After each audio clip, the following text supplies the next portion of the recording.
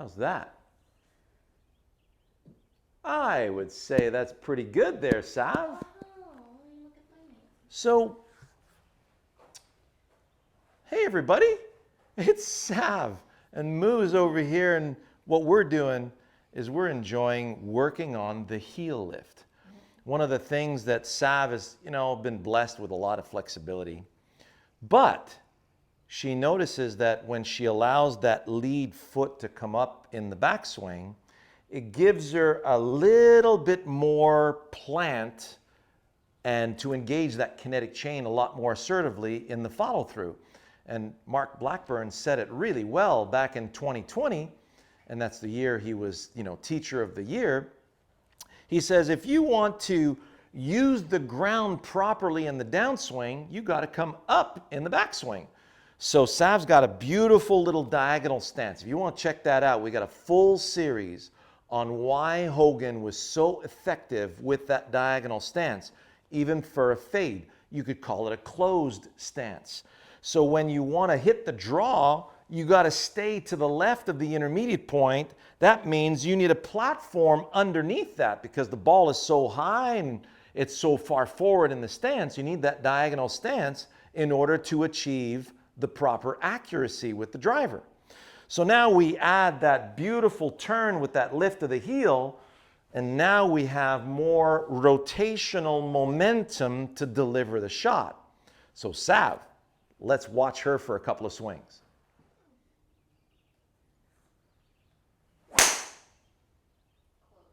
That was close.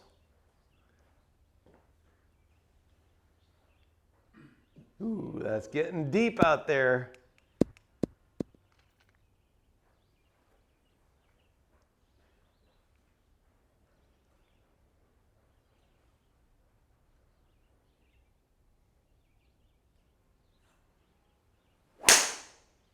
Oh, how did that feel?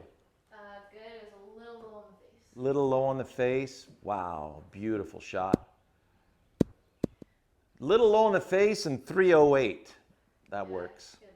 Get it up there. For sure.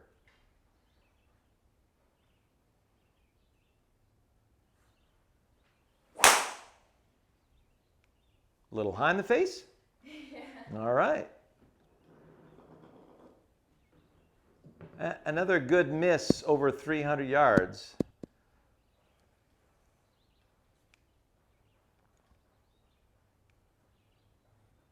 So how do you feel about that heel lifting up? What is it yielding more of in your swing? I think just more ease of velocity. So in other words, it's a lot easier for you to achieve the velocity you're looking for. Yeah. And you're hitting, more club head speed. Yeah. So you're basically a lot more often in the 114s and 115 mile per hour. Yeah. And it's easier for you to achieve. Yes. I think that's well worth your while taking a look at, right? So the goal here, and I'm going to give you guys an amazing drill afterwards. Let's have a look at a couple of shots here. Oh, that looked good, Sav. How did that feel? Pretty good. Okay. So, a what? Bug.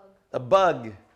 So we're almost got it up there so it's 314 total. And that was not center hit. It was a little high in the face, and the backspin on that was 1400 RPM. So it kind of dropped a little bit out of the sky. Now, do you mind moving over to the side? I'm going to give them a drill to help them with what we're doing here. So you're going to hold the club upside down with your lead hand. Imagine this tee here is a bamboo shoot, and you're going to turn your whole backside behind that bamboo shoot, and you're going to use momentum, the weight of your arm sword unit, to slash through. Now, because we're getting ready to slash through something, you'll notice the first thing the brain's got to do is go to the ground. It's going to secure that heel back into the ground. That's going to shift your weight, and that's going to clear your hips. There's a kinetic chain really starting out. And because we're trying to cut through the chute, hear the whistle? You're going to hear that club whistle way out here. For me, in my left-handed swing, I'm going to do a couple for you right now. There is no way, even with my wedges, that I could perform without that heel coming off the ground. For me, it feels like if I leave that lead heel on the ground, I can't get the range of motion I need to gather that momentum, and I feel the need to shove through. So I'm going to get into my setup. I got the tip of the tee as my bamboo shoot, and I'm going to gather and whip the tip of that tee in the direction that I want to start the ball. Oh yeah, that felt really good.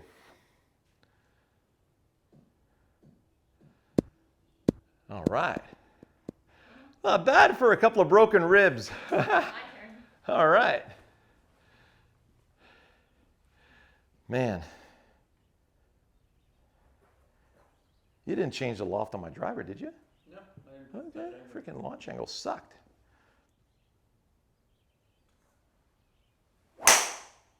Oh, baby.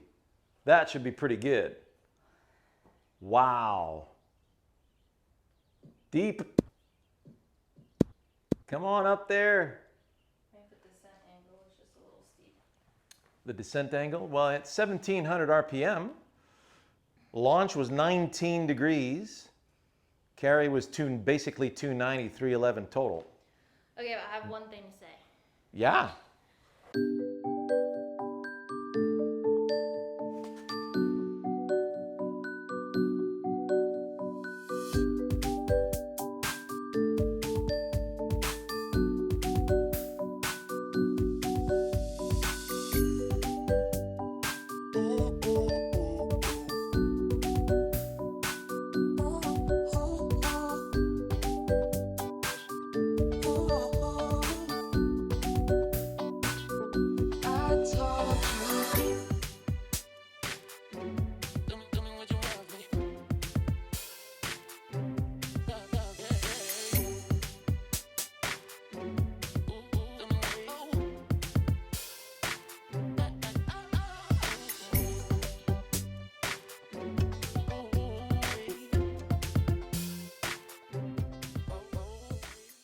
When I started out with the heel lift, Yep. I had to take it really, really slow Yep. just to adjust to the feeling of it. Because Yes. if you're somebody like me who has a decent amount of flexibility in the backswing already without the heel lift, Yep. it can feel like a little out of control Yes. when you start with the heel lift. But I started going slow in the backswing, Yeah. let it load at the top, and then step through it. Yes. And that helped me get my rhythm with it. So a good, if we look at a good drill for that, Sav, right? So with what Savannah just explained, if I go super slow, see that? My heel's off the ground right now.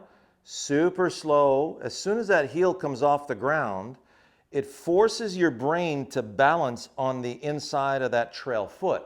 And you've always had that little issue where everything was going a little bit to the outside of your trail foot.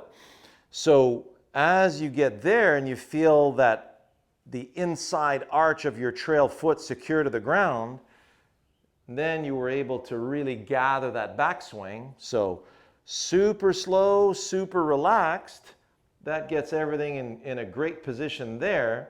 And then you're going to give it a good throw in the direction of the target. So a little bit of momentum, and you're throwing in the direction of the target. Because we're moving in that direction, brain's got to go get the ground with that heel, right? So if you're ball bound, this is going to be a disaster. But if you're target bound, it's going to be completely different. So one of the things that we worked on with Moo is at one point Moo started getting a little disconnected with his target, and he was overturning a little bit in the backswing and losing sight of that ball. So now that you're staying with, right? You're able to stay with your direction back and through the ball or the tee being the intersection on the way to the target. The blur of the club is the road, and we're able to stay with that direction on the way out there, right? Yeah. Let's have a look. So you'll notice when Moo takes his shot, the peak of his cap is going to maintain the same angle back and through, and that's going to constantly give him access to the target. If you lift the heel but you tip in the direction of the target, now you've got that negative tilt and everything's going to go down and under the ball and you hit pop flies. Right. So here you're able to stay with your intersection all day and you constantly have access out there into your picture. That's right.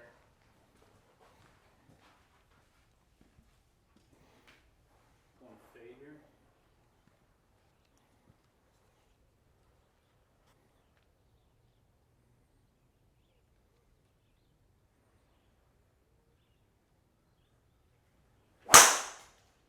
Oh yeah. On face. Well, that'll work, Moo. Yeah. You know, 340, missed. But you look at how accurate that was. Started 2.5 degrees to the left, 2,200 backspin, Yeah. and you ended up offline 67 feet to the right. So that's, you know, right side of the fairway. Yeah. Just gonna hit one more. Oh, much better. Much better, yeah. Holy, did you see that go?